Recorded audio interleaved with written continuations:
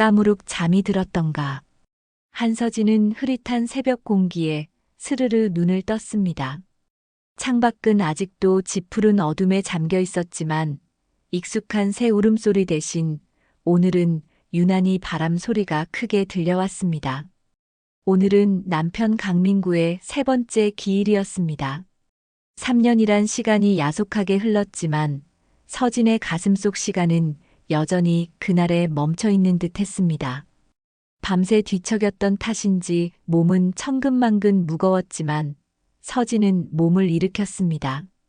옆에서 새근새근 잠든 아들 예준의 이마를 부드럽게 쓸어주고는 조용히 방문을 나섰습니다. 부엌에 들어서자 냉기가 훅 끼쳐왔습니다. 서진은 가장 먼저 쌀을 씻어 밥솥에 앉혔습니다. 민구가 유난히 좋아했던 따끈한 쌀밥, 그리고 미역국. 그의 생일도 아닌 기일에 미역국을 끓이는 것이 아이러니했지만 살아생전 민구는 서진이 끓여주는 미역국이라면 언제든 환하게 웃으며 두 그릇을 뚝딱 비우곤 했습니다. 당신 미역국은 세상에서 제일 맛있어. 뭐 특별한 거라도 넣어? 능글맞게 물어오던 그의 목소리가 귓가에 생생하게 맴도는 듯 했습니다.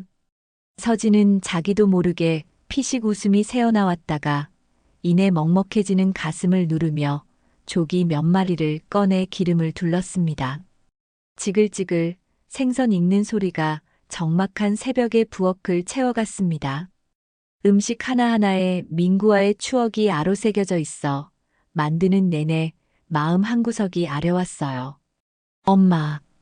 방문 틈으로 예준이가 부스스한 얼굴을 내밀었습니다. 어느새 7살이 된 예준이는 아빠의 얼굴을 사진으로만 기억했습니다.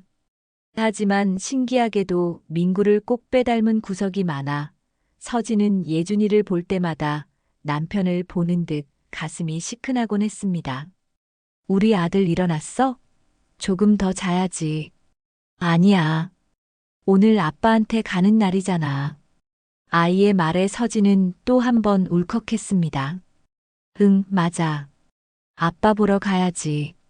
아빠가 우리 예준이 얼마나 보고 싶어 하겠어. 서진은 예준이를 끌어안고 등을 토닥였습니다. 아이의 작고 따뜻한 온기가 서진에게는 더없이 큰 위로가 되어 주었습니다. 아침 식사를 마치고 서진과 예준이는 정성껏 준비한 음식을 들고 집을 나섰습니다. 추모공원으로 가는 버스 창밖으로는 익숙한 풍경들이 빠르게 스쳐 지나갔습니다. 민구와 함께 손잡고 걷던 공원, 예준이가 처음으로 자전거를 배웠던 강변도로, 두 사람이 결혼반지를 맞췄던 작은 금은방. 모든 장소에 민구의 그림자가 어른거리는 듯 했습니다. 서진은 애써 창밖으로 시선을 돌리며 터져 나오려는 눈물을 삼켰습니다. 추모공원은 이른 아침임에도 몇몇 사람들이 먼저 와 있었습니다. 서진은 민구의 유골함이 안치된 작은 유리창 앞에 음식을 차렸습니다. 국화꽃 한 다발도 조심스럽게 내려놓았습니다. 유리창 너머 환하게 웃고 있는 민구의 사진. 서진은 그 사진을 한참 동안 물끄러미 바라보았습니다. 마치 살아있는 사람에게 말을 건네듯 나지막한 목소리로 속삭였습니다. 여보, 나왔어요. 우리 예준이도 왔고. 잘 지내고 있죠? 당신 떠나고 벌써 세 번째 봄이 왔는데 나는 아직도 당신 없는 봄이 어색해요. 예준이는 벌써 이렇게 커서 내년에 학교에 들어가요. 당신도 보면 얼마나 좋아할까. 목소리가 점점 더 떨려 나왔습니다. 예준이가 작은 손으로 서진의 손을 꼭 잡았습니다. 엄마, 울지 마. 아빠도 엄마 우는 거 싫어할 거야. 아이의 위로에 서진은 간신히 눈물을 거두고 옅은 미소를 지어 보였습니다. 예준이는 준비해온 작은 종이약을 아빠의 사진 앞에 올려놓았습니다. 아빠, 이거 내가 접은 거야. 아빠 보고 싶어. 순수한 아이의 마음에 서진의 가슴은 또다시 미어졌습니다. 한참을 그곳에 머물다 무거운 발걸음을 돌려야 했습니다. 돌아오는 길 마음 한구석에 커다란 구멍이 뚫린 듯 허전함이 밀려왔지만 서진은 예준이를 위해서라도 다시 힘을 내야 한다고 스스로를 다독였습니다. 추모공원에서 돌아온 서진은 슬픔을 잠시 접어두고 앞치마를 둘렀습니다. 그녀가 운영하는 작은 한식당 엄마 손맛의 문을 열 시간이었습니다. 남편이 떠난 후 생계를 위해 시작한 식당이었지만 이제는 서진의 살 그 자체가 된 곳이었어요. 새벽부터 나와 육수를 내고 반찬을 만들고 홀을 청소하는 일은 고단했지만 음식을 만들고 손님을 맞이하는 동안에는 잠시나마 시름을 잊을 수 있었습니다. 사장님, 오늘 날씨가 참 좋네요. 아침 일찍 배달을 온 야채가게 주인이 씩씩하게 인사했습니다. 그러게요. 햇살이 참 따뜻해요. 서진도 웃으며 답했습니다. 점심시간이 되자 엄마 손맛은 금세 손님들로 북적였습니다. 주변 공사장 인부들, 동네 어르신들, 근처 사무실 직원들까지. 서진은 능숙하게 주문을 받고 음식을 나르고 계산을 하면서도 손님 한 명 한 명에게 따뜻한 말을 건네는 것을 잊지 않았습니다. 맛있게 드세요. 국물 더 필요하시면 말씀하세요. 그녀의 음식에는 단순한 맛 이상의 정성이 담겨 있어 단골 손님들은 하나같이 사장님 음식 먹으면 꼭 집밥 먹는 것 같아라고 칭찬하곤 했습니다. 바쁘게 움직이는 와중에도 문득문득 민구의 빈자리가 느껴졌습니다. 식당을 처음 열 때 페인트 칠부터 테이블 배치까지 모든 것을 함께 했던 민구였습니다. 우리 서진이 음식 솜씨면 대박 날 거야. 라며 응원해주던 그의 목소리, 손님이 없어 속상해하는 서진의 어깨를 두드리며 괜찮아, 이제 시작인데.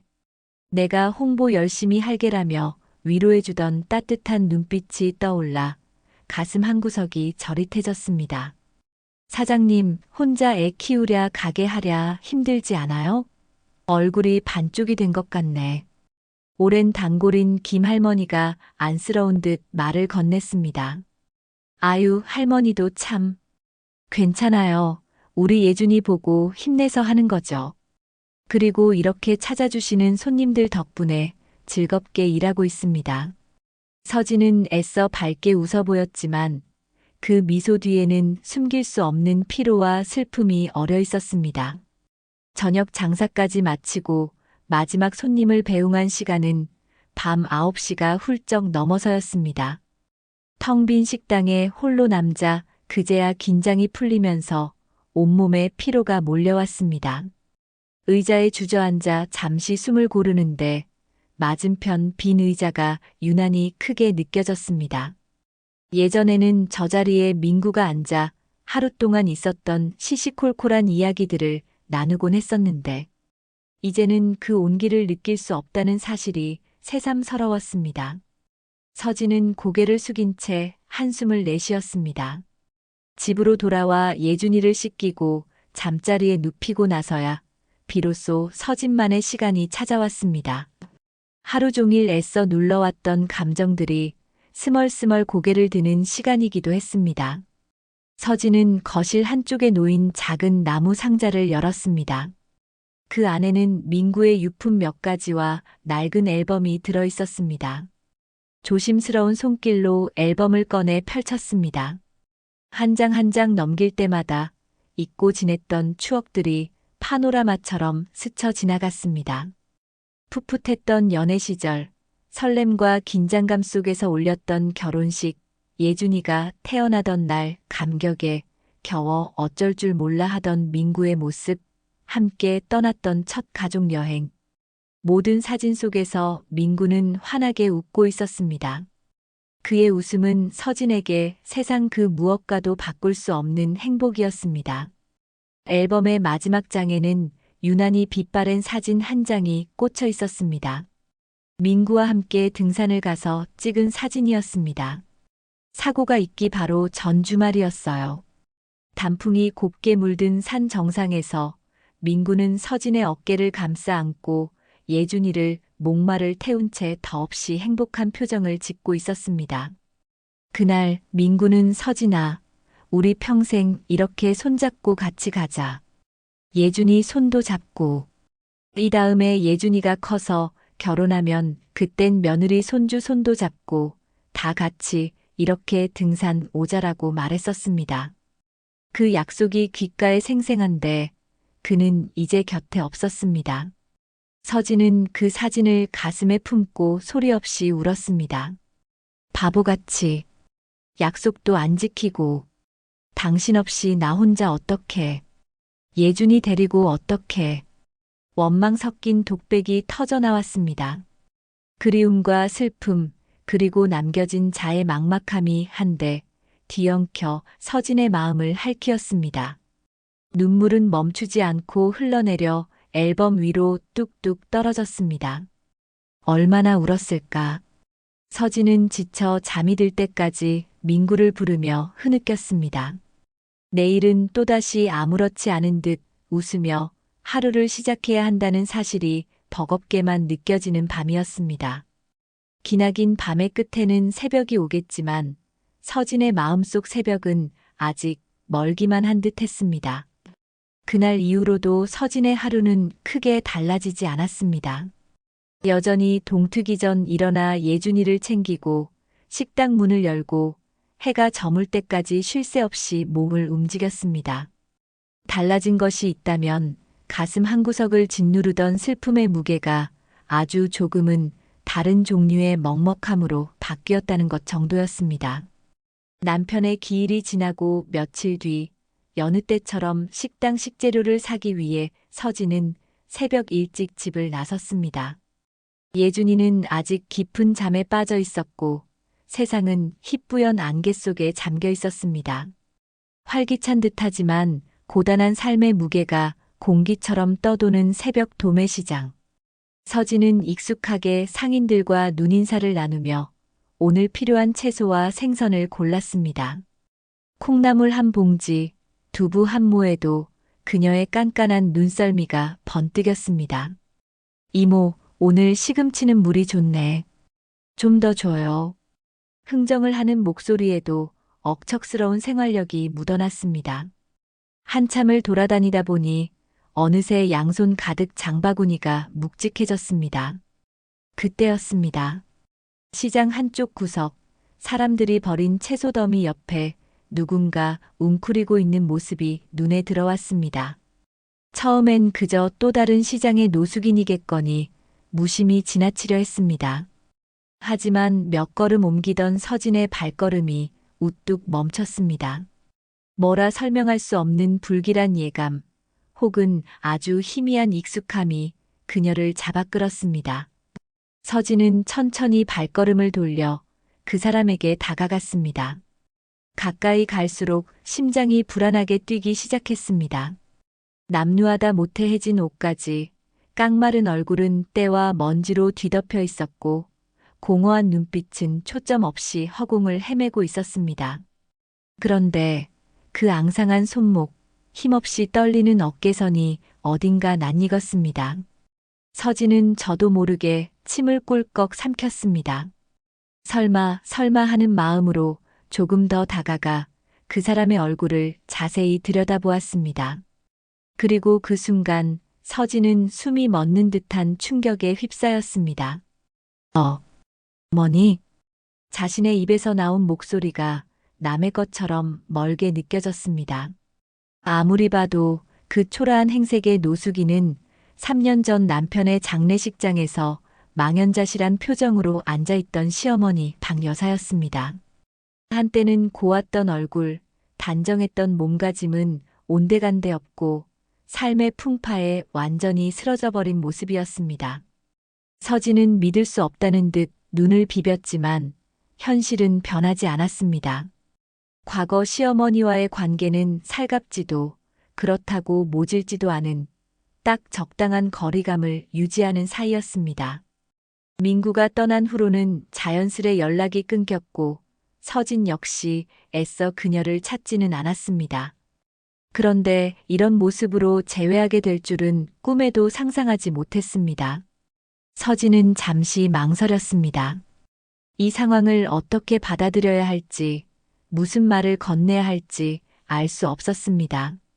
하지만 차마 모른 척 발길을 돌릴 수는 없었습니다.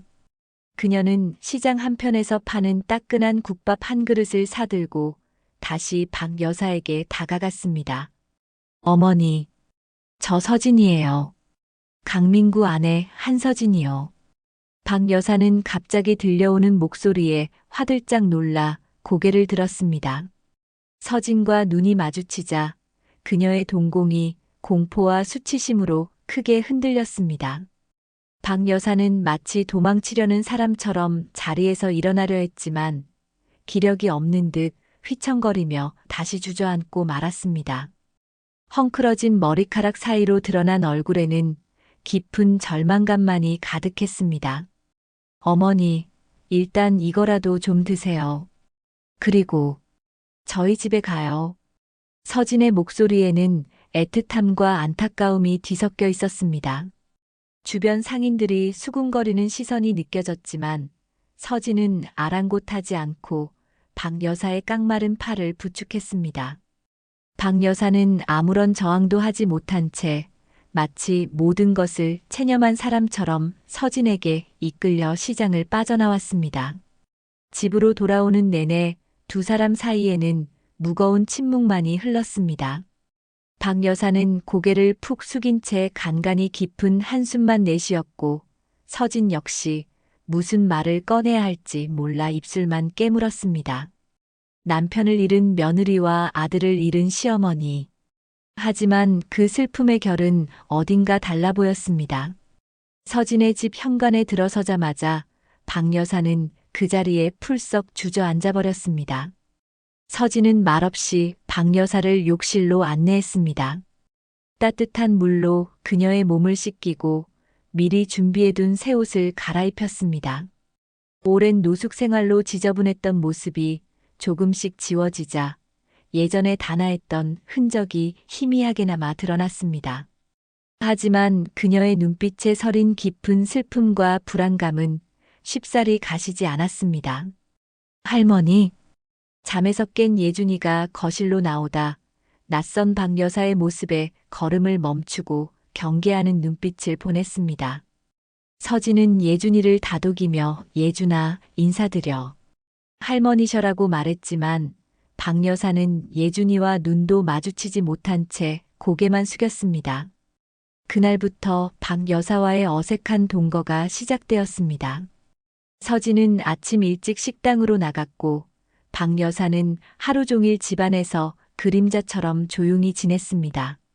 서진이 차려주는 밥을 며칠 굶은 사람처럼 허겁지겁 먹다가도 이내 서러움이 복받치는 듯 숟가락을 놓곤 했습니다.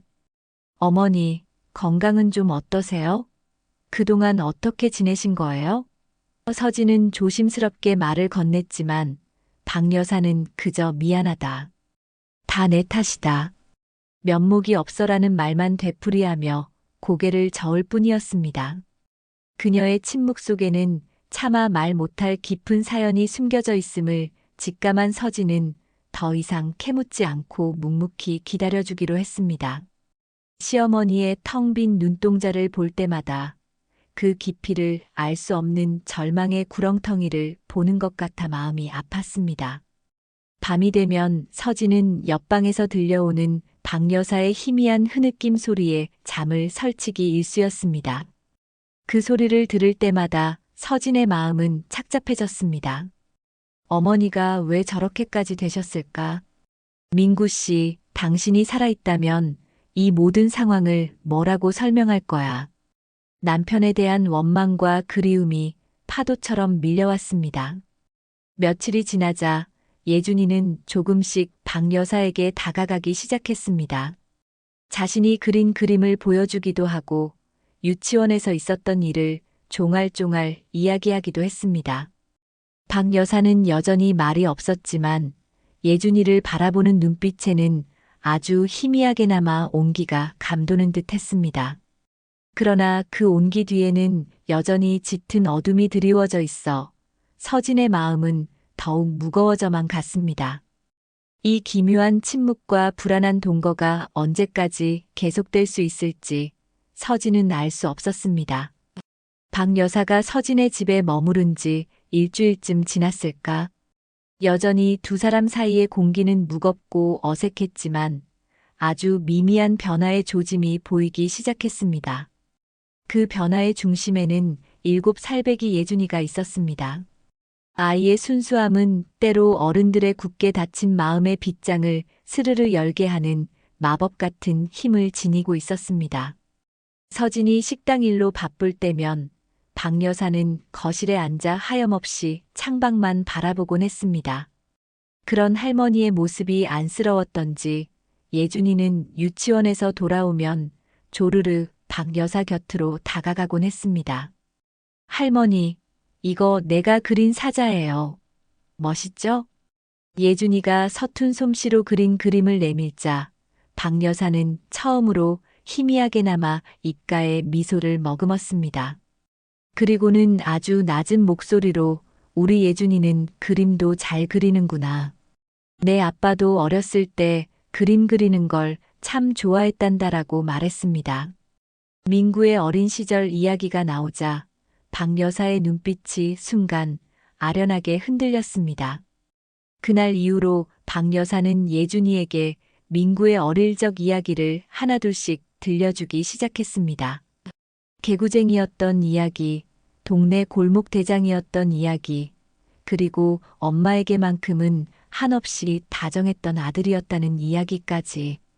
예준이는 할머니가 들려주는 아빠 이야기에 귀를 쫑긋 세우고 빠져들었습니다. 어느 날 저녁 서진이 주방에서 저녁 준비를 하고 있을 때였습니다. 거실에서 예준이가 박 여사의 어깨를 작은 손으로 주무르는 소리가 들려왔습니다. 할머니, 시원해요? 내가 맨날 해줄게요. 예준이의 기특한 말에 박 여사는 끝내 참았던 울음을 터뜨리며 예준이를 꼭 끌어안았습니다. 아이고, 내 새끼, 내 강아지. 한참을 그렇게 손주를 안고 흐느끼는 박 여사의 모습은 처절하리만큼 슬퍼 보였습니다. 그 모습을 문틈으로 지켜보던 서진의 마음은 더욱 복잡하게 얽혀들었습니다. 시어머니의 저 깊은 슬픔의 근원은 과연 무엇일까? 그리고 그 슬픔은 남편 민구와 어떤 관련이 있는 것일까? 불안한 예감은 틀리지 않았습니다. 그날 밤 예준이가 깊이 잠든 것을 확인한 박 여사가 떨리는 발걸음으로 서진의 방문을 두드렸습니다. 그녀의 얼굴은 하얗게 질려 있었고 두 손은 불안하게 서로를 맞잡고 있었습니다. 아가, 내가 너에게 꼭 해야 할 말이 있다. 박 여사의 목소리는 물기에 젖어 심하게 떨리고 있었습니다. 서진은 직감적으로 올 것이 왔다는 것을 느꼈습니다. 마른 침을 삼키며 박 여사를 방 안으로 안내했습니다. 박 여사는 한참을 망설이며 입술만 달싹이다가 마침내 아주 작은 목소리로 그러나 서진의 온 세상을 뒤흔들 만큼 충격적인 말을 꺼냈습니다. 민구가, 내 아들 민구가 사실은 죽은 게 아니야. 살아있다, 아가. 순간 서진은 자신의 귀를 의심했습니다. 세상의 모든 소리가 한꺼번에 사라지고 오직 박 여사의 목소리만이 귓속에서 섬뜩하게 메아리치는 듯 했습니다. 숨이 턱 막히고 온몸의 피가 차갑게 식는 것 같았습니다. 네, 어머니. 지금 제정신이세요? 그게 무슨 말도 안 되는 소리세요. 서진은 저도 모르게 소리를 높였습니다. 지난 3년간 남편의 죽음을 가슴에 묻고 살아온 시간들이 주마등처럼 스쳐 지나가며 거대한 배신감과 혼란함이 그녀를 덮쳤습니다. 박 여사는 서진의 격한 반응에 더욱더 몸을 떨며 오열하기 시작했습니다. 미안하다. 내가 다 잘못했다. 하지만 사실이야. 민구는 살아있어. 그러면서 민구가 3년 전 단순 사고가 아니라 아주 위험한 일에 휘말려 가족에게 해가 갈까봐 어쩔 수 없이 자신의 죽음을 위장하고 떠났다는 믿기 힘든 이야기를 두서없이 늘어놓았습니다. 자신도 그 사실을 안 지 얼마 되지 않았다고, 그래서 차마 며느리에게 말을 할 수가 없었다고 흐느꼈습니다. 서진은 아무 말도 할 수 없었습니다. 머릿속이 하얗게 비어버린 듯 했습니다. 남편이 살아있다니. 그렇다면 지난 3년간의 자신의 슬픔은, 예준이의 눈물은, 이 모든 고통은 다 무엇이었단 말인가. 원망과 그리움, 안도와 배신감이 뒤섞인 감정의 소용돌이가 그녀의 가슴 속에서 격렬하게 휘몰아쳤습니다. 박 여사는 밤새도록 울며 자신의 이야기를 이어갔습니다. 민구가 떠난 후 아들을 지키기 위해, 혹은 아들이 남긴 뒷수습을 위해 사채에까지 손을 댔다고 했습니다.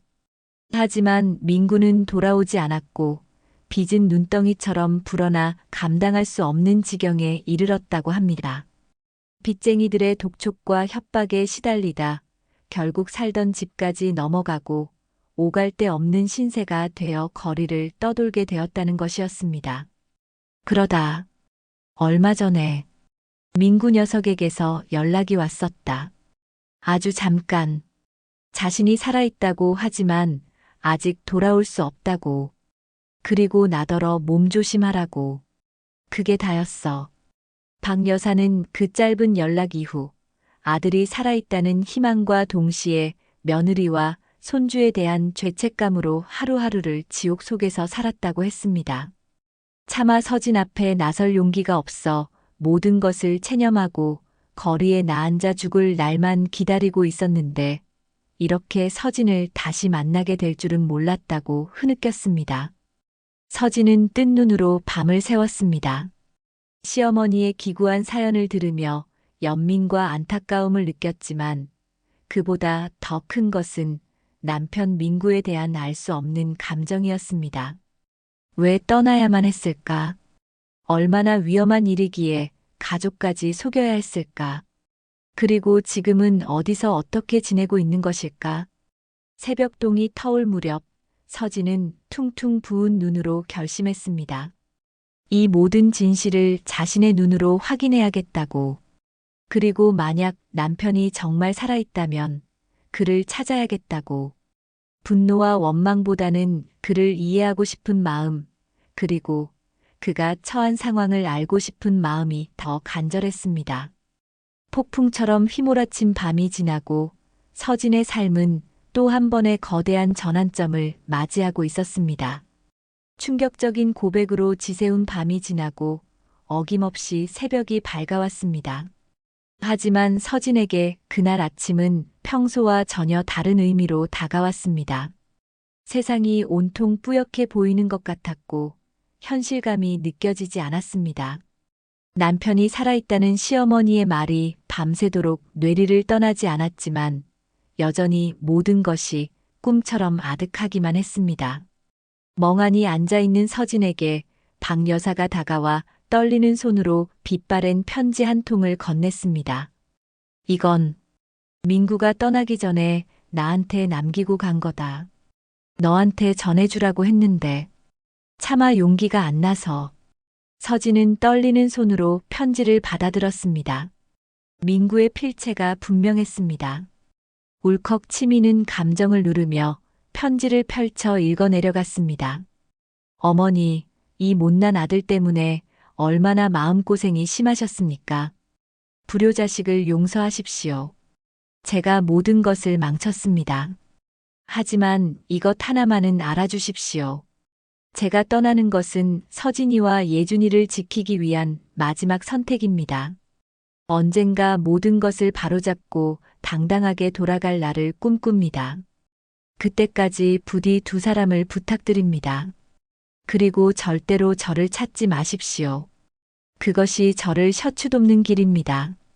짧은 편지였지만 그 안에는 민구의 고뇌와 절박함이 고스란히 담겨 있는 듯 했습니다. 나를 찾지 마라는 그의 마지막 당부가 서진의 가슴을 무겁게 짓눌렀습니다. 하지만 동시에 모든 것을 바로잡고 돌아갈 날이라는 구절에서 아주 희미한 희망의 빛을 발견하기도 했습니다. 어머니, 이 편지 말고 다른 건 없었어요? 민구 씨가 어디로 갔는지, 무슨 일에 휘말렸는지 아무것도 말씀 안 하셨어요? 서진의 간절한 물음에 박 여사는 힘없이 고개를 저었습니다. 나도 아는 게 그것뿐이다, 아가. 그저 아주 위험한 일이라고만 했어.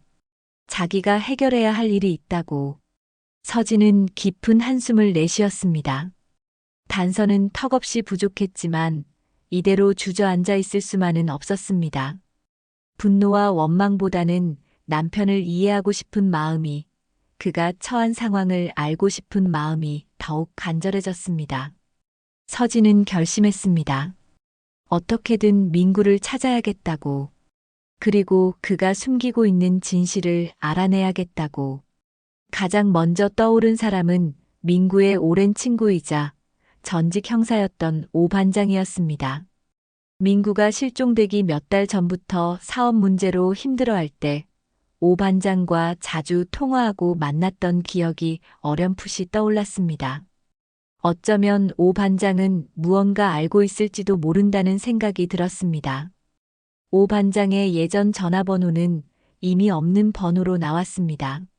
서진은 수소문 끝에 그가 작은 탐정 사무소를 운영하고 있다는 사실을 알게 되었고 주소를 받아들고 무작정 사무실로 향했습니다. 낡은 상가 건물 2층에 위치한 오성기획이라는 간판은 먼지가 뽀얗게 쌓여 있었습니다. 문을 열고 들어서자 담배 연기가 자욱한 작은 사무실 안에서 한 남자가 서류 더미에 파묻혀 있었습니다.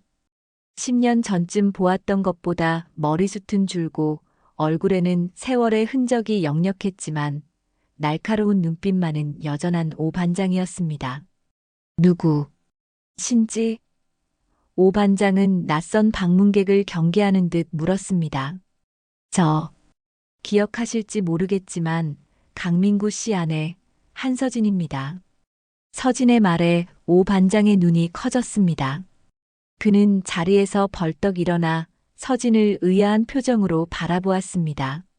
아니, 민구 아니, 한서진 씨가 여긴 어쩐 일로. 서진은 더 이상 참지 못하고 그동안 있었던 모든 일을 눈물로 털어놓았습니다. 시어머니와의 재회, 남편이 살아있다는 충격적인 사실, 그리고 낡은 편지 한 통까지. 오 반장은 처음에는 믿을 수 없다는 듯한 표정으로 듣고만 있더니 이야기가 진행될수록 점점 더 심각한 얼굴로 변해갔습니다. 서진의 이야기가 모두 끝나자 오 반장은 한동안 깊은 생각에 잠긴 듯 말이 없었습니다.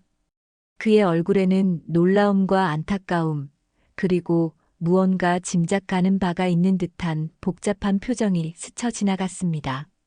민구가 살아있을 가능성이 있다는 겁니까? 한참 만에 입을 연 오 반장의 목소리는 낮고 진지했습니다. 그는 민구가 실종되기 전후의 상황을 천천히 회상하기 시작했습니다. 사실, 민구가 떠나기 몇 달 전부터 상태가 많이 안 좋았습니다. 사업이 어렵다고는 했지만 그 정도가 아니었어요. 누군가에게 심하게 쫓기는 것 같았고 늘 불안해했죠. 저한테 몇 번이나 도움을 청하려다 말고 그러기를 반복했습니다. 오 반장은 민구가 과거에 함께 사업을 했던 고 사장이라는 인물에 대해 조심스럽게 이야기를 꺼냈습니다. 고 사장은 겉으로는 성공한 사업가 행세를 했지만 뒤로는 온갖 불법적인 일에 손을 대는 악덕 사업가로 업계에 소문이 파다했다고 합니다. 민구는 고 사장과 동업을 시작했다가 그의 검은 속셈을 알게 되었고 그 과정에서 고 사장의 결정적인 비리가 담긴 증거를 손에 넣게 된 것 같다고 오 반장은 추측했습니다. 아마도 민구는 그 증거 때문에 신변의 위협을 느꼈을 겁니다. 고 사장, 그 인간은 자기 앞길에 방해되는 건 모든 수단과 방법을 가리지 않고 치워버리는 냉혈한이니까요. 어쩌면 민구는 가족을 지키기 위해 스스로 잠적을 택했을 가능성이 큽니다. 그리고 그 과정에서 자신의 죽음을 위장했을 수도 있고요.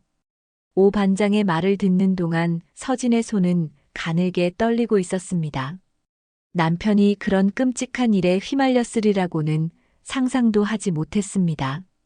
한서진 씨, 아직 단정하기는 이르지만 만약 민구가 정말 살아있다면, 그리고 고 사장과 관련된 일이라면 이건 아주 위험한 일입니다. 오 반장은 서진의 눈을 똑바로 바라보며 말했습니다. 그래도 저는 제 남편을 찾아야겠어요. 진실을 알아야겠고요. 서진의 목소리는 떨렸지만 눈빛만큼은 단호했습니다. 오 반장은 그런 서진의 모습을 한참 동안 바라보더니 이윽고 결심한 듯 입을 열었습니다. 강민구는 제 오랜 친구입니다. 그리고 한서진 씨는 제 친구의 아내고요. 좋습니다. 제가 도울 수 있는 건 뭐든 돕겠습니다. 함께 민구를 찾아봅시다. 오 반장의 그 한마디에 서진은 참고 있던 눈물을 터뜨리고 말았습니다. 어둠 속에서 한 줄기 빛을 발견한 듯한 기분이었습니다. 비록 앞으로 어떤 위험이 닥칠지 알 수 없었지만 든든한 조력자를 얻었다는 사실만으로도 큰 용기가 생겼습니다. 그렇게 서진과 오 반장은 민구의 행방을 찾기 위한 위험하고도 지난한 여정의 첫 발을 내딛게 되었습니다. 오 반장의 합류는 천군만마를 얻은 듯 든든했지만 동시에 서진은 앞으로 닥쳐올지 모를 위험에 대한 막연한 두려움도 느껴야 했습니다. 두 사람은 가장 먼저 민구가 마지막으로 운영했던 작은 사무실 건물 주변부터 탐문하기 시작했습니다. 이미 3년이란 시간이 흘렀지만 혹시라도 작은 단서라도 발견할 수 있을까 하는 신락 같은 희망 때문이었습니다. 하지만 대부분의 사람들은 민구를 기억하지 못하거나 그저 밤낮 없이 일만 하던 젊은 사장 정도로만 알고 있을 뿐이었습니다. 며칠 동안 별다른 소득 없이 시간이 흘러가던 어느 날 서진은 자신들이 누군가에게 감시당하고 있다는 불길한 느낌을 받았습니다.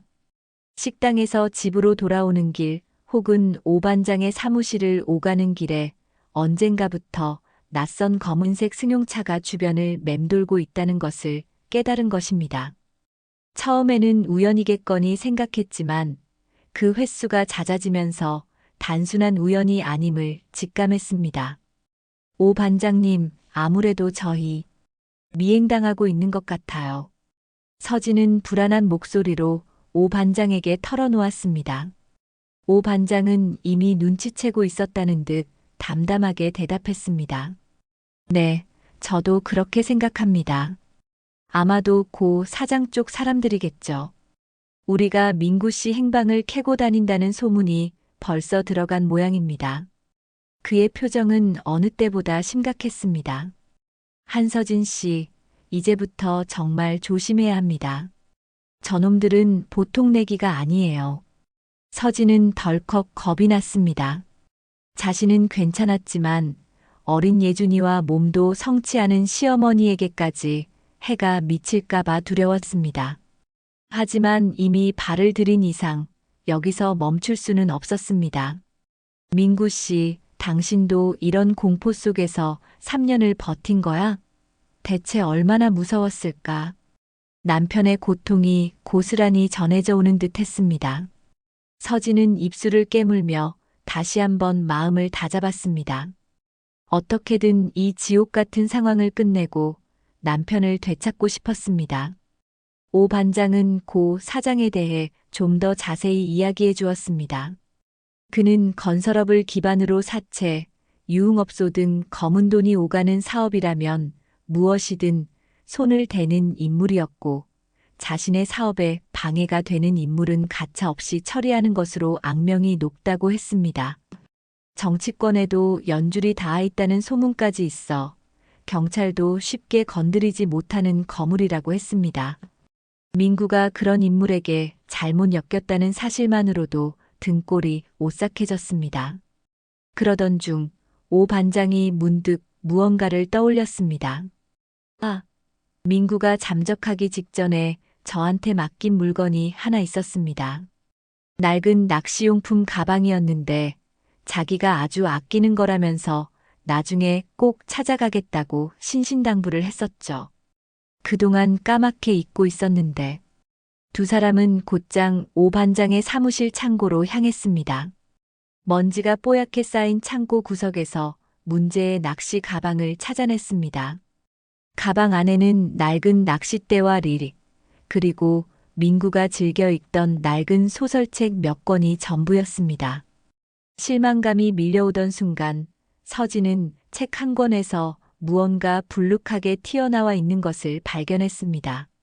조심스럽게 책을 펼치자 그 안에는 암호처럼 보이는 숫자와 기호들이 빼곡히 적힌 작은 메모지가 끼워져 있었습니다.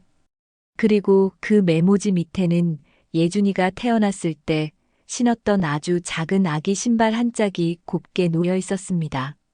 서진은 아기 신발을 보자마자 울컥 눈물이 쏟아졌습니다. 민구도 예준이를 단 한순간도 잊지 않고 있었던 것입니다. 서진과 오 반장은 며칠 밤낮으로 머리를 맞대고 암호 메모를 해독하려 애썼습니다. 민구의 생일, 결혼기념일, 예준이의 생일 등 의미 있는 숫자들을 조합해보고 책 속의 특정 단어들과 연관 지어보기도 했지만 좀처럼 풀리지 않았습니다. 그러다 서진은 문득 민구가 생전에 즐겨 부르던 오래된 유행가 가사를 떠올렸습니다. 저 푸른 초원 위에 그림 같은 집을 짓고 혹시나 하는 마음에 그 노래 제목과 관련된 지명을 찾아보자 놀랍게도 암호의 일부가 풀리기 시작했습니다. 마침내 해독된 메모는 남해안의 어느 외딴 섬, 지금은 폐쇄된 작은 등대가 있는 곳을 가리키고 있었습니다. 민구가 그곳에 숨어 있을 가능성이 커 보였습니다. 한편 서진의 집에서는 박 여사에게도 작은 변화가 일어나고 있었습니다.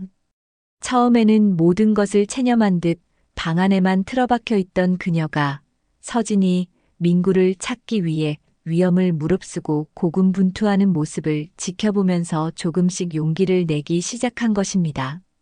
그러던 어느 날 식당 주변을 어슬렁거리던 낯선 남자들이 예준이를 보며 자기들끼리 수군거리는 모습을 목격한 박 여사는 온몸에 피가 싸늘하게 식는 것을 느꼈습니다.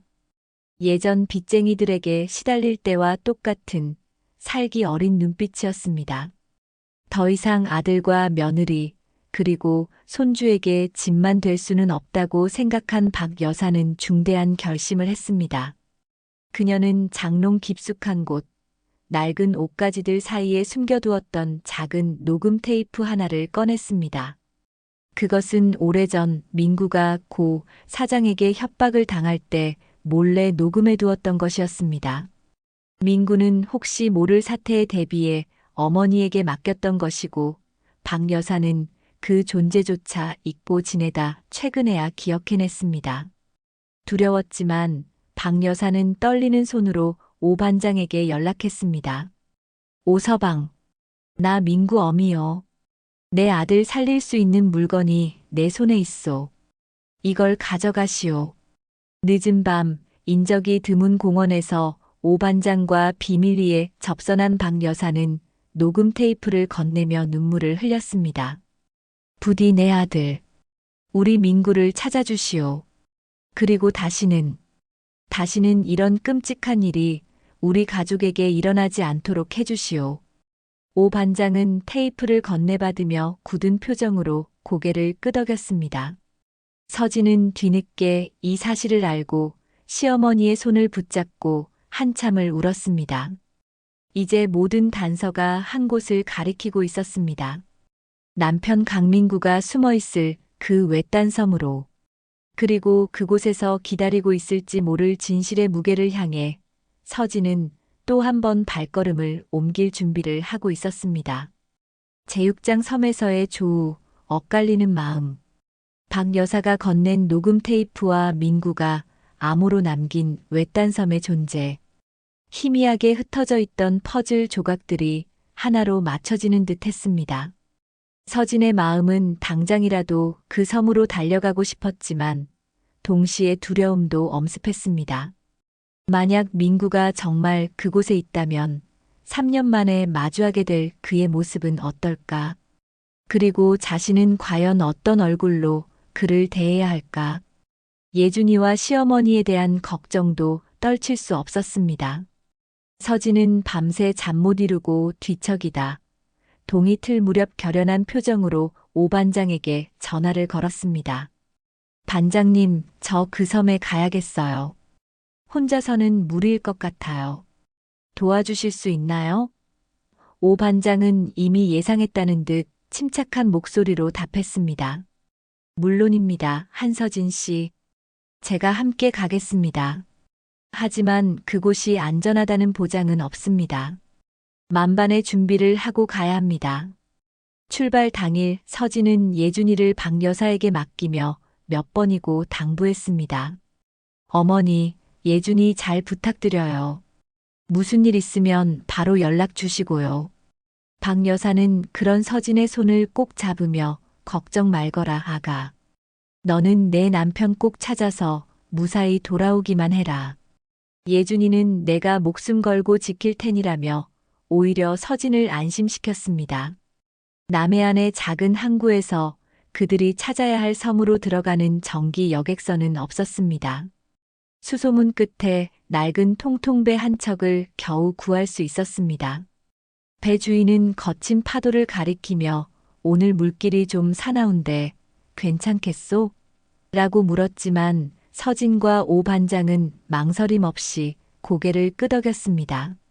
작은 어선은 금방이라도 집어삼킬 듯한 파도를 위태롭게 헤치며 나아갔습니다. 배 멀미로 속이 울렁거렸지만 서진은 배전에 기대어 하얗게 부서지는 포마를 하염없이 바라보았습니다. 문득 민구와 함께 떠났던 동해 바다 여행이 떠올랐습니다. 그때 민구는 갈매기에게 새우깡을 던져주며 아이처럼 신나했었는데 3년이라는 시간이 두 사람 사이에 얼마나 깊고 아득한 강을 만들어 놓았는지 새삼 실감하며 서진은 눈가를 적셨습니다.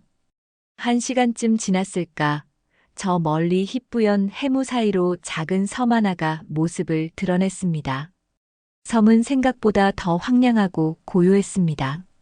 선착장이라고 하기에도 민망한 작은 방파제에 배를 대고 내리자 비릿한 갯내음과 함께 스산한 바람이 두 사람을 맞았습니다. 인적이라고는 찾아보기 힘든 작은 어촌 마을은 마치 시간이 멈춘 듯 적막감만 감돌았습니다. 마을 사람들은 외지에서 온 두 사람을 경계하는 눈빛으로 쳐다볼 뿐 쉽사리 입을 열려 하지 않았습니다. 오 반장이 능숙하게 말을 걸어 민구의 인상차기를 설명하며 수소문했지만 대부분 고개를 저었습니다. 그런 사람은 본 기억이 없는디요. 실망감이 밀려올 무렵 마을 구멍가게 할머니가 희미한 단서를 주었습니다.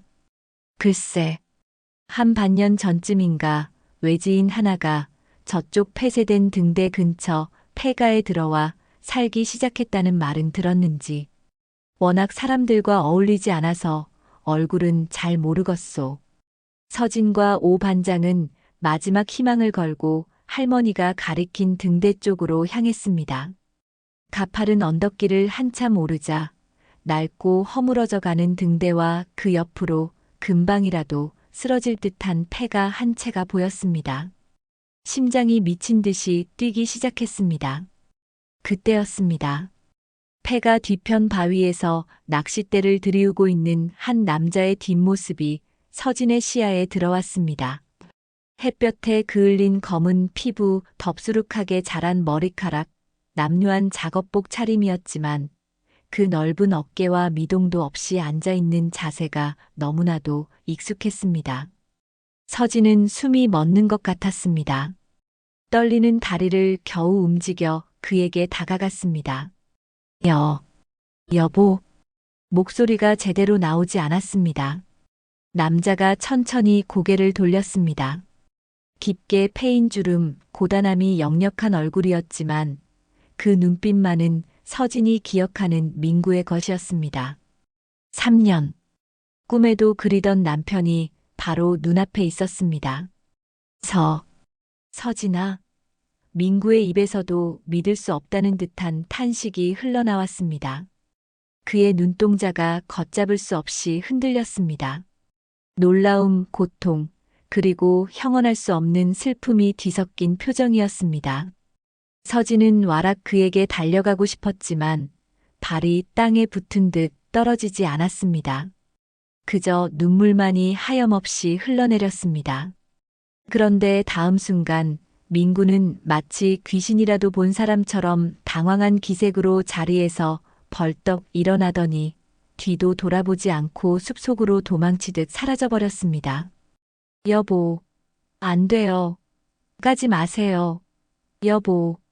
서진은 절규하며 그를 뒤쫓으려 했지만 이미 민구의 모습은 빽빽한 나무들 사이로 사라진 후였습니다.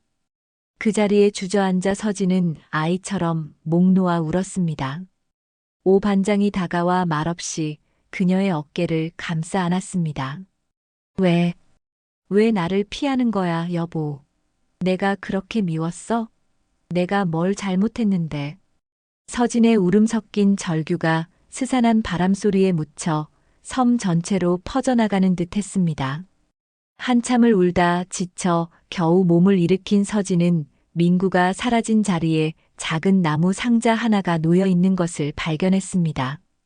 마치 서진이 올 것을 미리 알고 준비해둔 것처럼. 떨리는 손으로 상자를 열자 그 안에는 여러 통의 편지와 예쁘게 마른 들꽃으로 장식된 조개 껍데기 몇 개, 그리고 작은 USB 메모리 하나가 들어 있었습니다. 편지는 각기 다른 시기에 쓰인 듯 종이의 색깔도 글씨의 떨림도 달랐습니다. 첫 번째 편지를 펼쳤습니다. 사랑하는 나의 아내 서진에게. 이 편지를 당신이 읽게 될 날이 올 거라고는 상상도 못했소. 만약 당신이 이걸 읽고 있다면 나는 당신에게 씻을 수 없는 상처를 준 죄인이겠지. 미안하오. 정말 미안하오. 하지만 믿어주시오. 내가 떠난 것은 당신과 예준이를 지키기 위한 최선의 선택이었소. 당신과 예준이가 위험해지는 것을 보느니 차라리 내가 없는 편이 낫다고 생각했소. 눈물이 편지 위로 뚝뚝 떨어졌습니다. 다음 편지를 읽었습니다. 오늘은 예준이 생일이겠지. 벌써 7살이 되었겠구나. 아빠 얼굴도 기억 못할 텐데 이 못난 아비는 멀리서나마 내 생일을 축하한다. 이 조개 껍데기는 아빠가 예준이 주려고 주운 거야. 언젠가 아빠가 돌아가면 이걸로 예쁜 목걸이 만들어줄게. 편지 한 통 한 통마다 민구의 절절한 그리움과 고통, 가족에 대한 애틋한 사랑이 빼곡하게 담겨 있었습니다. 그는 단 한순간도 가족을 잊은 적이 없었습니다. 하지만 편지 말미에는 늘 같은 말이 반복되었습니다. 아직은 돌아갈 수 없소. 내가 모든 것을 해결하기 전까지는. 부디 나를 찾지 말고 당신과 예준이의 행복만을 생각하며 살아주시오. 오 반장은 편지를 함께 읽으며 무겁게 입을 열었습니다. 민구 씨는 여전히 고 사장의 위협을 심각하게 느끼고 있는 것 같습니다. 그리고 우리가 찾아온 것을 보고 혹시라도 당신과 예준이에게 불똥이 튈까봐 일부러 피한 걸 겁니다. 저 USB 안에 어쩌면 모든 것을 해결할 단서가 들어있을지도 모르겠습니다. 서진은 남편의 진심을 확인했지만 동시에 더 깊은 슬픔에 빠졌습니다. 그를 이해할수록 가슴은 더욱 미어졌습니다. 하지만 이제 물러설 수 없었습니다. 남편이 남긴 이 마지막 희망을 가지고 어떻게든 이 지옥 같은 상황을 끝내야만 했습니다. 서진은 USB를 쥔 손에 힘을 주었습니다. 그 작은 저장 장치 안에 그들의 미래가 걸려 있을지도 모른다는 예감과 함께 제7장 진실을 향한 마지막 걸음. 섬에서 돌아오는 배 안에서 서진은 한마디도 하지 않았습니다. 손에는 민구가 남긴 나무 상자와 USB를 꼭 쥔 채였습니다. 남편의 진심을 확인한 것은 기뻤지만 동시에 그가 처한 위험과 고통의 깊이를 실감하며 마음은 더욱 무거워졌습니다. 서울에 도착하자마자 서진과 오 반장은 민구가 남긴 USB의 내용을 확인하기 위해 오 반장의 사무실로 향했습니다. USB 안에는 충격적인 내용들이 담겨 있었습니다. 고 사장의 불법 비자금 조성 내역, 뇌물 장부, 그리고 그와 결탁한 정관계 인사들의 이름까지 암시하는 문서들이 빼곡했습니다. 박 여사가 건넨 녹음 테이프에는 고 사장이 민구를 협박하며 자신의 범죄를 스스로 인정하는 내용까지 담겨 있었습니다. 이것만 있다면 민구의 누명을 벗기고 고 사장을 법의 심판대에 세울 수 있을 것 같았습니다. 이 정도 증거라면 승산이 있습니다. 오 반장은 흥분을 감추지 못하며 말했습니다. 두 사람은 신중하게 계획을 세웠습니다. 이 증거들을 가장 안전하고 확실하게 세상에 알릴 방법은 언론이라고 판단했습니다. 오 반장은 과거 자신이 형사 시절 알고 지냈던, 지금은 한 탐사보도 전문 기자가 된 후배에게 연락을 취했습니다.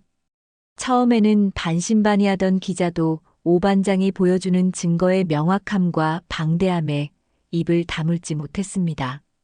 선배님, 이 자료 정말입니까? 이게 사실이라면 대한민국이 뒤집어질 만한 사건입니다.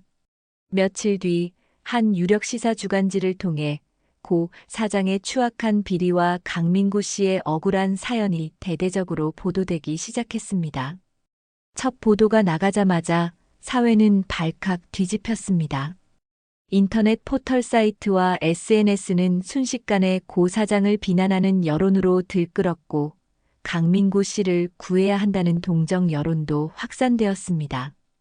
연일 터져나오는 후속 보도에 압박을 느낀 경찰과 검찰도 마침내 재수사에 착수하겠다는 공식 발표를 내놓았습니다.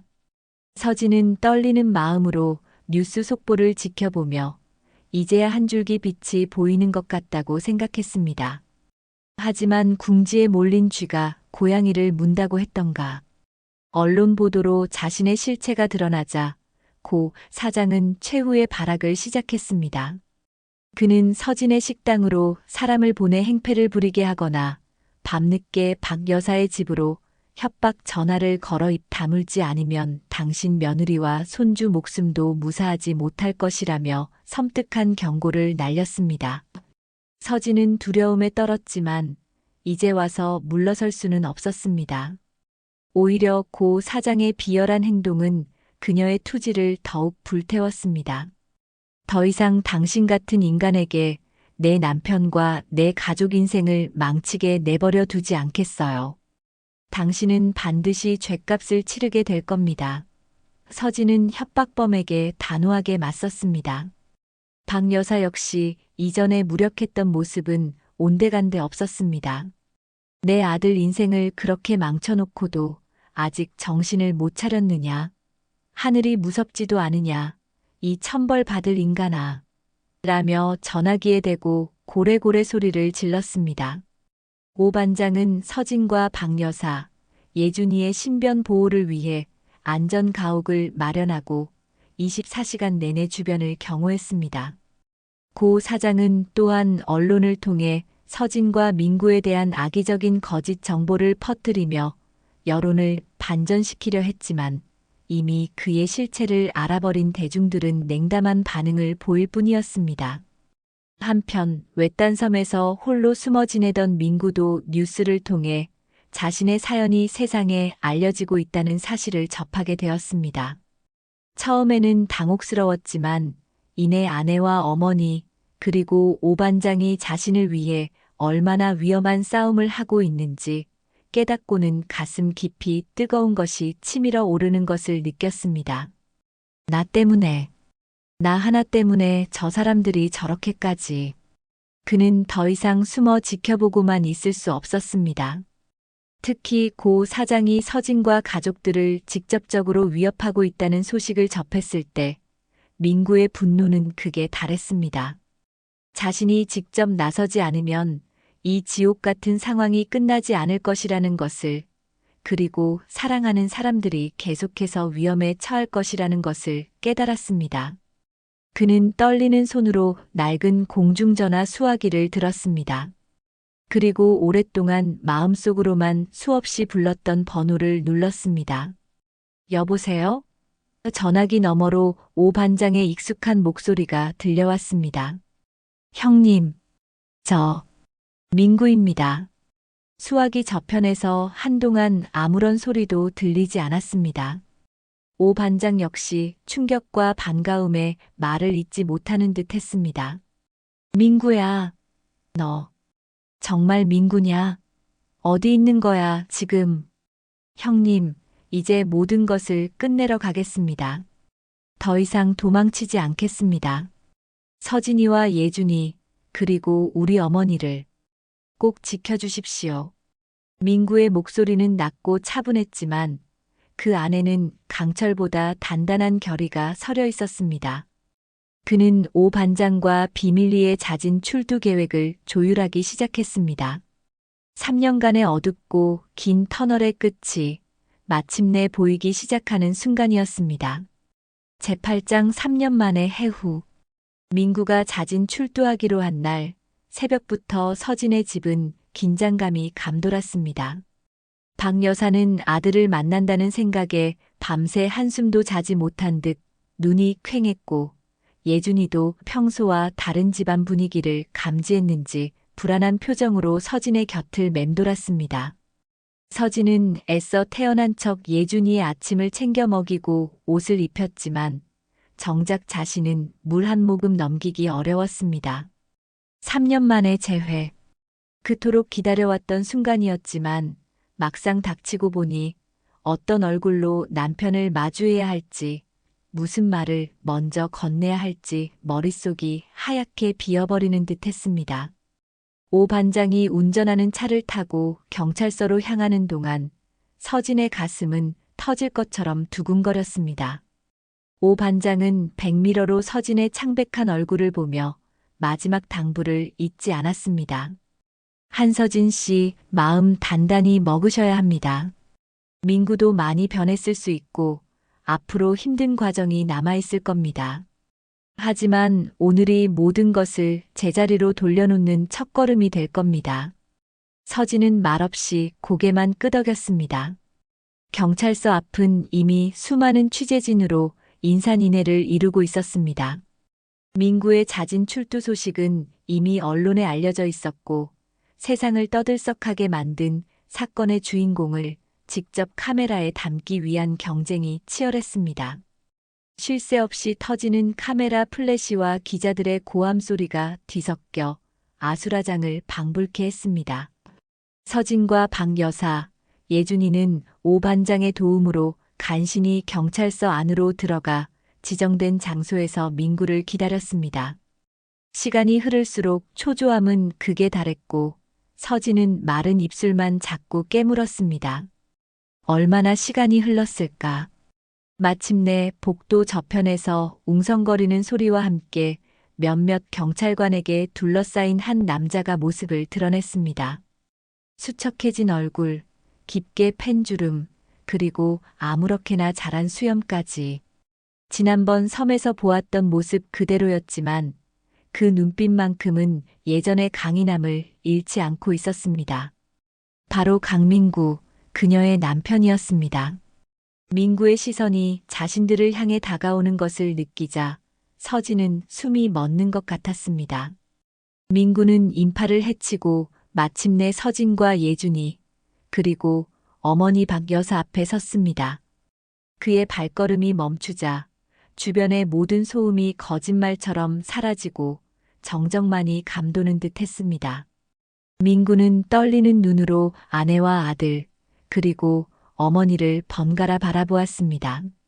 그의 눈에는 3년의 세월 동안 겪었을 고통과 회한, 그리고 이루 말할 수 없는 그리움이 가득 담겨 있었습니다. 다음 순간 민구는 아무 말 없이 그 자리에 털썩 무릎을 꿇었습니다. 여보, 예준아, 아빠가, 내가 정말 미안하다. 터져나오는 울음을 참지 못한 민구의 어깨가 가늘게 떨렸습니다.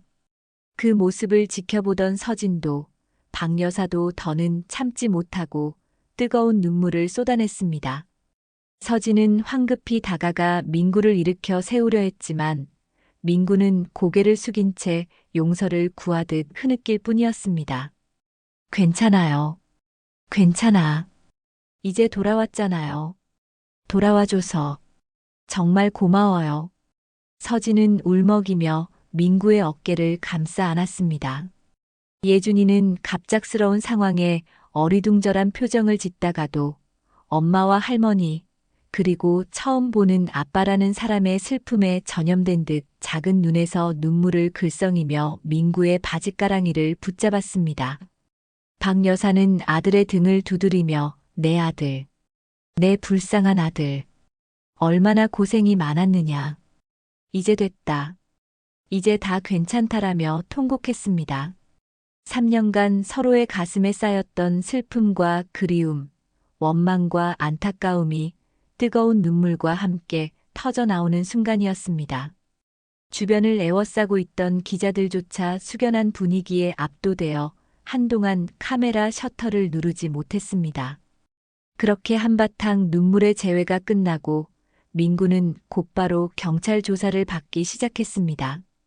그는 지난 3년간의 도피 생활과 자신이 죽음을 위장해야만 했던 이유, 그리고 고 사장의 검은 실체에 대해 담담하지만 단호한 어조로 진술했습니다. 민구가 제출한 증거 자료와 박 여사가 가지고 있던 녹음 테이프, 그리고 서진과 오 반장이 수집한 정황 증거들은 고 사장의 범죄 사실을 입증하기에 충분했습니다. 며칠 뒤 검찰은 고 사장과 그의 핵심 측근들을 줄줄이 소환하여 조사한 끝에 횡령, 배임, 협박, 살인미수 등 여러 혐의로 구속영장을 청구했습니다.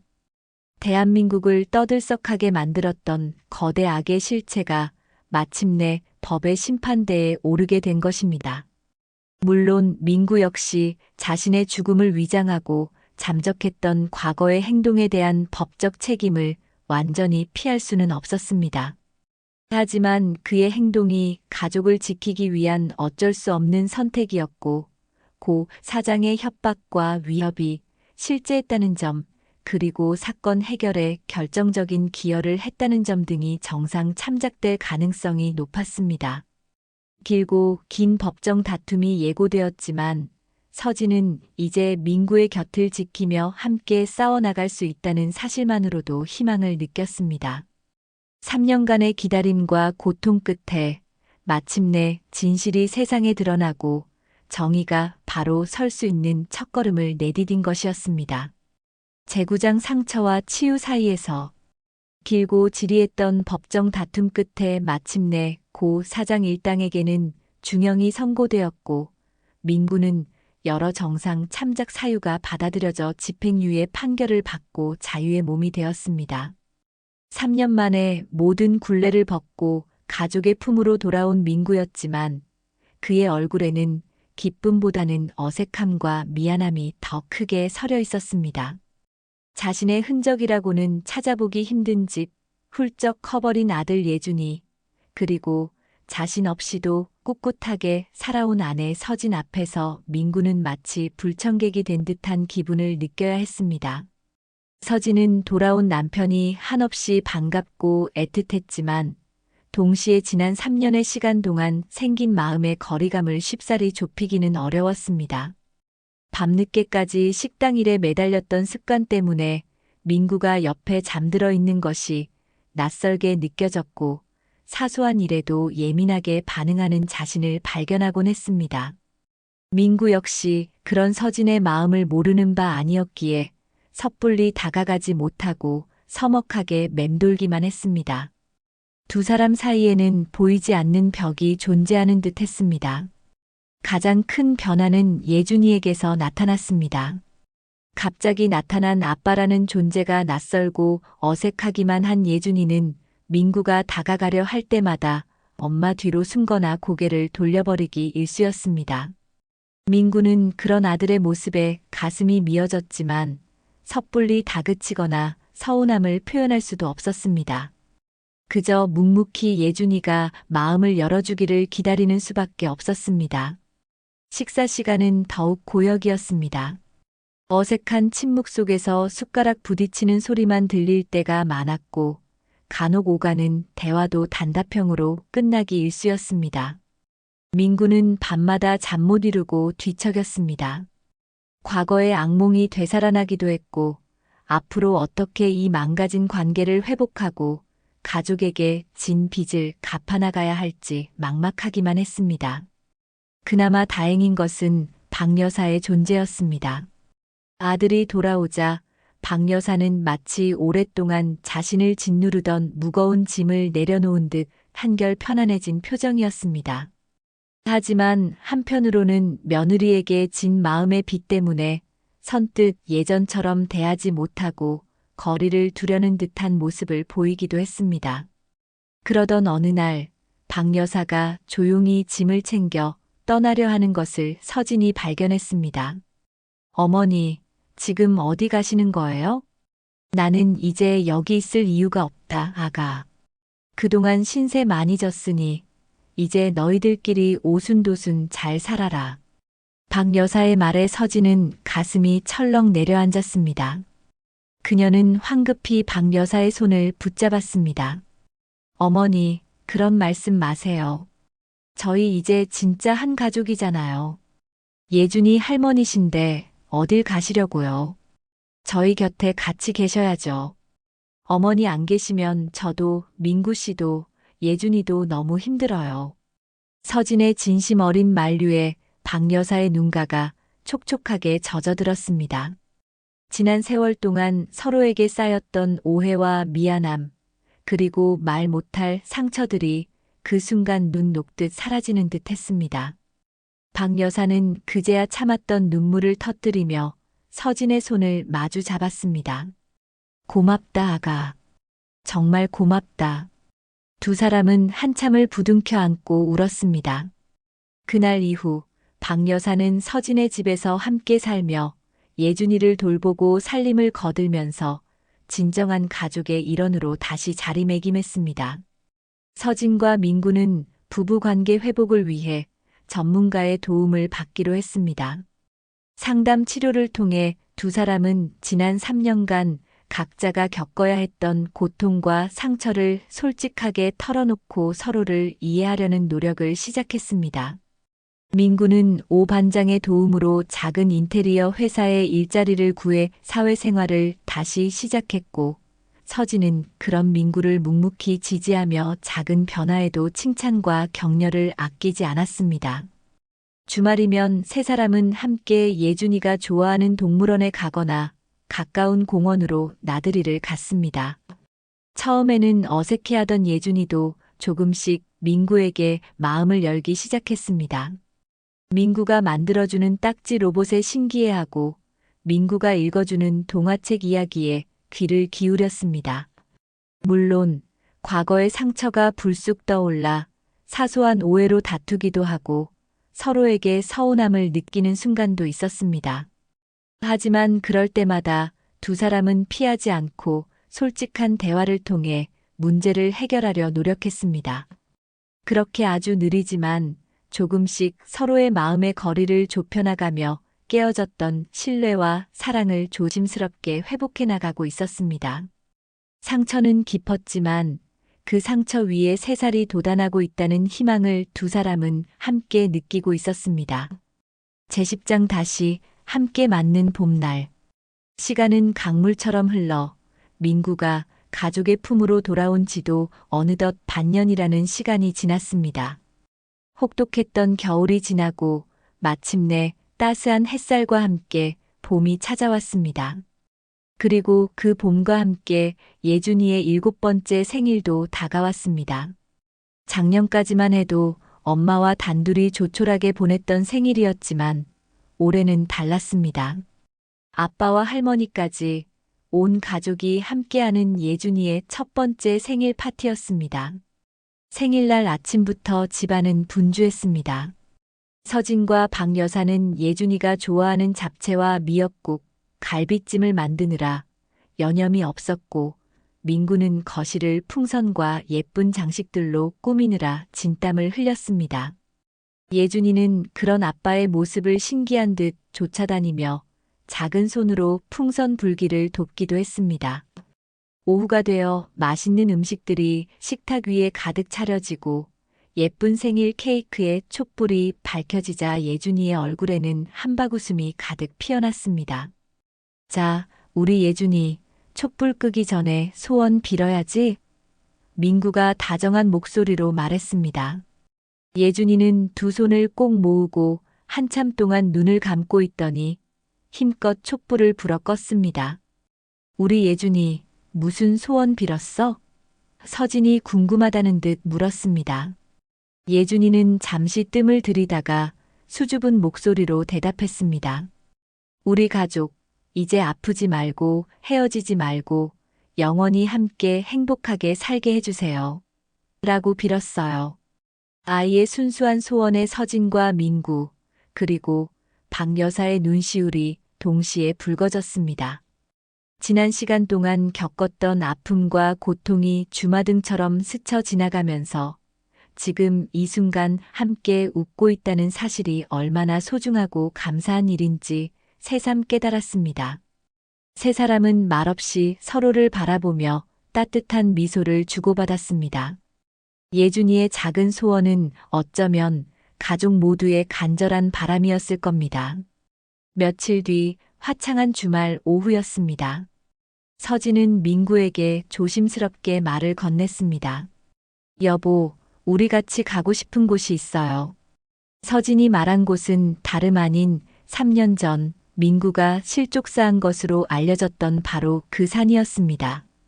민구에게는 끔찍한 기억과 트라우마가 서린 장소였지만 서진은 그곳에서 과거의 아픔을 깨끗이 털어내고 새로운 시작을 다짐하고 싶었습니다. 민구는 잠시 망설이는 듯했지만 이내 서진의 손을 잡으며 말없이 고개를 끄덕였습니다. 산을 오르는 길은 생각보다 가파르고 힘들었습니다.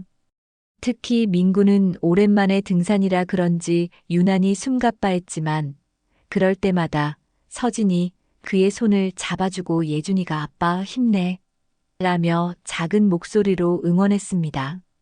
마침내 정상에 다다르자 눈앞에는 아름다운 봄 경치가 그림처럼 펼쳐져 있었습니다. 과거의 아픔과 현재의 행복이 교차하는 묘한 감회에 휩싸였습니다. 민구는 탁 트인 풍경을 바라보며 낮은 목소리로 고백했습니다. 이곳에서 모든 것이 끝났다고 생각했었어. 당신과 예준이에게 너무나 큰 상처를 줬지. 평생을 갚아도 모자랄 거야. 정말 미안해. 서진은 그런 민구의 손을 따뜻하게 잡아주며 말했습니다. 지난 일은 이제 잊어요. 우리에게 중요한 건 지금 우리가 이렇게 함께 있다는 사실이잖아요. 앞으로 어떤 힘든 일이 닥쳐도 우리 세 사람 손 꼭 잡고 함께 넘어가요. 다시는 혼자 아파하지 않기로 약속해요. 민구는 서진의 말에 고개를 끄덕이며 그녀를 힘껏 안았습니다. 두 사람은 한참 동안 그렇게 서로의 온기를 나누며 과거의 아픔을 흘려보내고 새로운 미래를 약속했습니다. 그날 이후 서진의 가족에게는 평범하지만 소중한 일상들이 이어졌습니다. 서진의 식당 엄마 손맛은 여전히 따뜻한 정을 나누는 동네 사랑방 역할을 톡톡히 해냈고 민구는 식당 일을 돕거나 인테리어 회사에서 성실하게 일하며 조금씩 사회에 다시 적응해 나갔습니다. 박 여사는 예준이의 재롱을 보는 재미와 며느리와 도란도란 이야기를 나누는 소소한 행복 속에서 평온한 노년을 보내고 있었습니다. 예준이는 아빠와의 관계가 눈에 띄게 자연스러워졌고 사랑을 듬뿍 받는 아이 특유의 밝고 긍정적인 모습으로 무럭무럭 자라났습니다. 어느 햇살 좋은 주말 오후 네 사람은 가까운 공원으로 나들이를 나왔습니다. 예준이는 신나게 자전거를 타고 공원을 누볐고 민구는 그런 아들의 뒤를 흐뭇하게 쫓아다녔습니다. 서진과 박 여사는 벤치에 나란히 앉아 그 모습을 따뜻한 미소로 바라보았습니다. 우리가 이렇게 다시 웃으면서 함께할 수 있을 거라고는 정말 상상도 못했었어, 아가. 박 여사가 감회에 젖은 목소리로 말했습니다. 서진은 박 여사의 손을 잡으며 대답했습니다. 그러게요, 어머니. 하지만 아무리 길고 추운 겨울이라도 반드시 끝이 있고 그 뒤에는 꼭 따뜻한 봄이 오잖아요. 우리 가족에게도 그런 봄이 찾아온 거라고 생각해요. 저녁 노을이 붉게 물들 무렵 네 사람은 손을 꼭 잡고 집으로 향했습니다. 길고 길었던 고통과 기다림의 시간이 끝나고 마침내 그들 가족에게 찾아온 따뜻하고 평화로운 봄날이었습니다. 예준이의 청아한 웃음소리가 나지막이 골목길에 울려 퍼졌고 그들의 행복한 앞날을 축복하듯 지저귀는 새소리가 정겹게 들려왔습니다. 저녁 노을이 길게 들이운 그 길 위로 마침내 제자리를 찾은 네 사람의 그림자는 따스하게 하나로 포개지며 긴 기다림 끝에 찾아온 이 소중한 행복의 순간이 오래도록 이어질 것임을 말없이 속삭이는 듯했습니다.